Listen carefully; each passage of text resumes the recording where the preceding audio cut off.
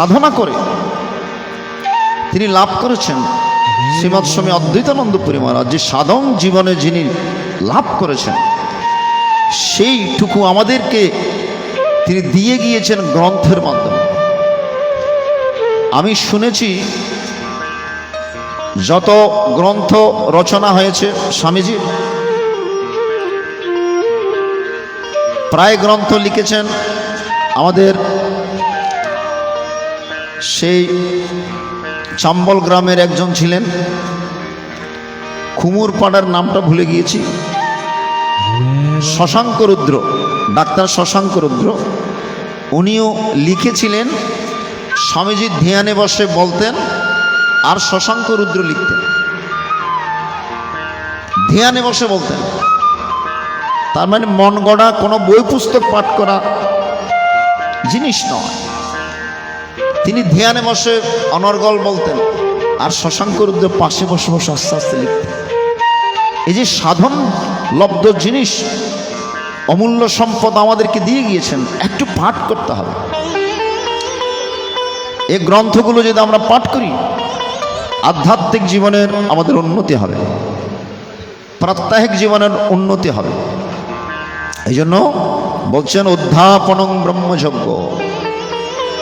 এই জন্য অধ্যাপনার মাধ্যমে বিভিন্ন ধর্মীয় গ্রন্থাদি পাঠের মাধ্যমে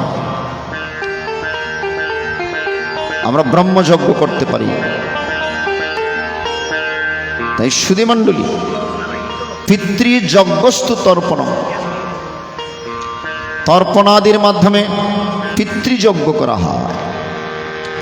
আজকে তিল স্পর্শ করেছে, তিল স্পর্শ না করলে শুদ্ধি হয় না। আচ্ছা, এই তিল কোত্থেকে এসছে, খুশ কোত্থেকে এসছে? যে খুশাসনে বসে অনামিকার মধ্যে, অনামিকা এই আঙ্গুলের মধ্যে খুশ বেঁধে শ্রাদ্ধ করেছেন। অনামিকা মানে এটা অত্যন্ত ইম্পর্টেন্ট আঙ্গুল। আপনি তিলক পরবেন, এই আঙ্গুলের দিয়ে আপনাকে তিলক দিতে হবে। আপনি মাঙ্গলিক ক্রিয়াকর্মাদি করবেন, এই আঙ্গুলের মধ্যে খুশ বেঁধেই আপনাকে করতে হবে। অনামিকা মানে নাম ছাড়া নয়, এটি ইম্পর্টেন্ট একটি আঙ্গুল। 5টি আঙ্গুলের মধ্যে এটা অত্যন্ত ইম্পর্টেন্ট। এটা দিয়ে মাঙ্গলিক শুভ কাজগুলো করা হয়। আর আপনি যখন জপ করবেন এই আঙ্গুল থেকেই শুরু হবে। যারা দীক্ষা নিয়েছেন, গুরুদেব নিশ্চয় আপনাদেরকে কিভাবে আপনি মন্ত্র জপ করবেন বলে দিয়েছে।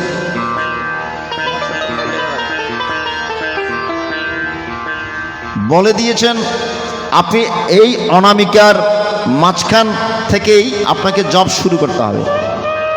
1 2 3 4 5 6 7 8 9 10। তাহলে জপ শুরু হবে এখান থেকে নয়, কিংবা এখান থেকে নয়, কোত্থেকে? অনামিকা থেকেই শুরু। তাহলে যে কোনো মাঙ্গলিক কাজ করতে গেলেই অনামিকা লাগবে। এই আঙ্গুলটা অত্যন্ত ইম্পর্টেন্ট। তাই সুধীমণ্ডলী, বিষ্ণুর নাভিকমল থেকে ব্রহ্মার সৃষ্টি, 2 কানের ময়লা থেকে মধুকৈটব দত্তের সৃষ্টি। আপনার চণ্ডীতে এগুলো আছে। চণ্ডী, মধুকৈটব দত্ত মারতে গেলেন ব্রহ্মাকে, ব্রহ্মা বিষ্ণুর আরাধনা করলেন। বিষ্ণু তো মায়া নিদ্রায় আচ্ছন্ন, সমস্ত শরীরে মহামায়া আচ্ছন্ন। তখন ব্রহ্মা মহামায়ার সাধনা করলেন।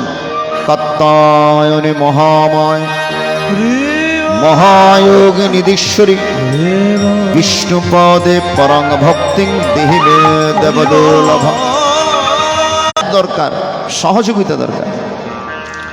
যেই না মহামায়া জাগ্রত হয়েছেন, তখন বিষ্ণু ঘুম থেকে উঠে দেখে যুদ্ধং দেহি মনোভাব,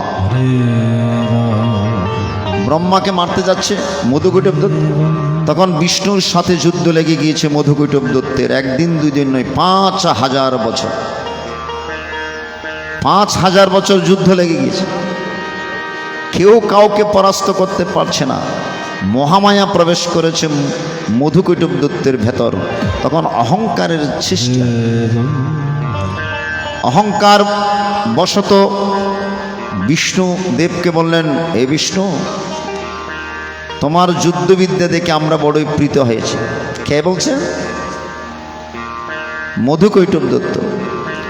আমাদের মধ্যে অহংকার আসলে আমরা সেই উঁচু নিচু সমান ভাবি, নাকি নিজেকে অনেক বড় ভাবি। আপনি যখন বুঝবেন আপনার ভেতর অহংকার এসেছে, সেদিন থেকে আপনার পতন শুরু হয়েছে। এটাই প্রমাণ, এটাই শিক্ষা দিলেন। অহংকার করে বিষ্ণুকে বলছেন, হে বিষ্ণু, যে বিষ্ণুর মহিলা থেকে মধুকৈটব দত্ত এসেছে, এখন সেই মধুকৈটব দত্ত অহংকার করে বিষ্ণু, হে বিষ্ণু, তোমার যুদ্ধবিদ্যা দেখে আমরা প্রীত হয়েছে, আমরা তোমাকে বর দিতে চাই। মধুকৈটব দত্ত বর দিবেন কাকে? স্বয়ং ভগবান। ভগবান একটু মুচকি হাসলেন, ও আমাকে বর দিবে? কি বর দিবে? বলে, যা চাও তাই দেব, যা চাই তাই দেব। সত্যি তো? প্রতিজ্ঞা করো। বলো, প্রতিজ্ঞা করছি।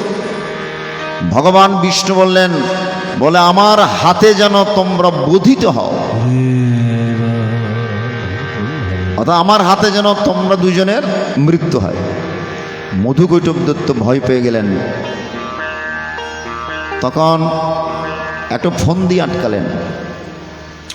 বলে, আমরা যখন কথা দিয়েছি তো কথা তো রক্ষা করবই।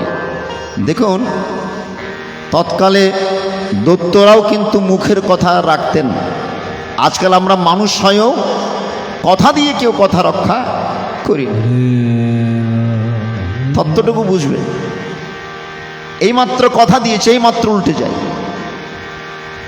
আর ওই তখনকার দিনের দৈত্য দানবরাও মুখে যে কথা দিয়েছে, সেই কথা নিজের প্রাণ গেলেও সেই কথা রক্ষা করার চেষ্টা। হরিবল হরিবল, হরে কৃষ্ণ।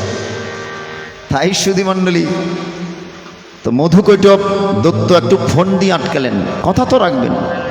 বলে, বিষ্ণু, আমাদেরকে মারতে পারো, কিন্তু কোনো জলের মধ্যে নয়। তখন তো জল ছাড়া আর কিছু নেই, তখন তো কোনো মাটি ছিল না, জল আর জল। ভগবান বললেন, হ্যাঁ, তোমাদেরকে জলের মধ্যে মারব না। তখন ভগবান বিশাল আকৃতি হয়, উরুর মধ্যে নিয়ে, নিজের উরুতে নিয়ে মধুকৈটব দত্তকে হত্যা করেছিলেন। সে মধুকৈটব দত্তের মেদ থেকে মেদিনীর সৃষ্টি, পৃথিবীর সৃষ্টি, মাটির সৃষ্টি। যেই মাটি নিয়ে আমরা কাটাকাটি ফাটাফাটি করি, ভাগাভাগি করি। ভগবানকে 5000 বছর যুদ্ধ করতে হয়েছে মাটির জন্য।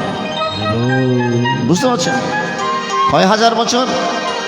এই 5000 বছর যুদ্ধ চলাকালীন ভগবানের যে ঘাম ঝরেছে, ঘাম, এই ঘর্ম থেকেই ওই তিলের সৃষ্টি। আর যে কেশরাশি ঝরেছে 5000 বছর, ভগবানের কেশ থেকে কুশের সৃষ্টি। বুঝতে পারছেন? আজকে যে তিলে স্পর্শ করা হয়েছে, এই জন্য এই কথাগুলো বলছি। আজকে যে তিল স্পর্শ করে পরিশুদ্ধ হয়েছে বাড়ি, এই তিল ভগবানের ঘাম থেকে, ঘর্ম থেকেই। এই যে আমরা ঘেমে গেলে ময়লা ওঠে না, সে ঘাম থেকেই, ভগবানের ঘাম থেকেই তিলের সৃষ্টি। আর ভগবানের কেশরাশি যে ঝরেছে, এই কেশ থেকে কুশের সৃষ্টি, যেগুলো মাঙ্গলিক কাজে না। যাই হোক, তাহলে পিতৃযজ্ঞস্তু তর্পণম, পিতৃযজ্ঞের মাধ্যমে, তিল তর্পণাদির মাধ্যমে, শ্রাদ্ধাদির মাধ্যমে আজকে পিতৃযজ্ঞ হয়েছে। শ্মশান ঘাটে গিয়ে অন্ত্যেষ্টি ক্রিয়া করেছেন। অন্ত্যেষ্টি মানে বুঝেন? অন্ত মানে শেষ, ইষ্টি মানে যজ্ঞ। শ্মশান ঘাটে পিতৃদেবতার অন্ত্যেষ্টি ক্রিয়া করেছেন, শেষ যজ্ঞ করেছেন, মুখাগ্নি করেছেন, ব্রহ্মগ্নির মধ্যে তুলে দিয়েছেন। হরিবল হরিবল। 1 মাস কিংবা 15 দিন পর আজকে যেটা হয়েছে, এটা আদ্য শ্রাদ্ধ। এটা অন্ত্যেষ্টি ক্রিয়া নয়, অন্ত্যেষ্টি ক্রিয়া ওইটা শ্মশানে যেটা হয়েছে। তাহলে পিতৃযজ্ঞস্তু তর্পণ, হোম দৈব বলির্ভূত। বলছেন দেবোদ্দেশ্যে যে হোমাদি সেটা হচ্ছে দৈবযজ্ঞ। দেব দেবতার উদ্দেশ্যে যেই হোমাদি করা হয় সেটা হচ্ছে দৈবযজ্ঞ। আর নিযজ্ঞ অতিথি পূজনম, এবং আরেকটি যজ্ঞ আছে ভূত যজ্ঞ, বলির ভূত। এই যে আপনারা আহার গ্রহণ করার সময় কিছু অন্ন বাইরে রাখেন, একটু পিণ্ড করে দেওয়ার নিয়ম আছে। এটার একটা মন্ত্র আছে, বিশাল মন্ত্র আছে। ওই মন্ত্র আপনি না জানলেও অন্তত হাত জোর করে বলবেন, ওম জয় জনার্দন, ওম জয় জনার্দন, জয় জন ভোজনে জনার্দন।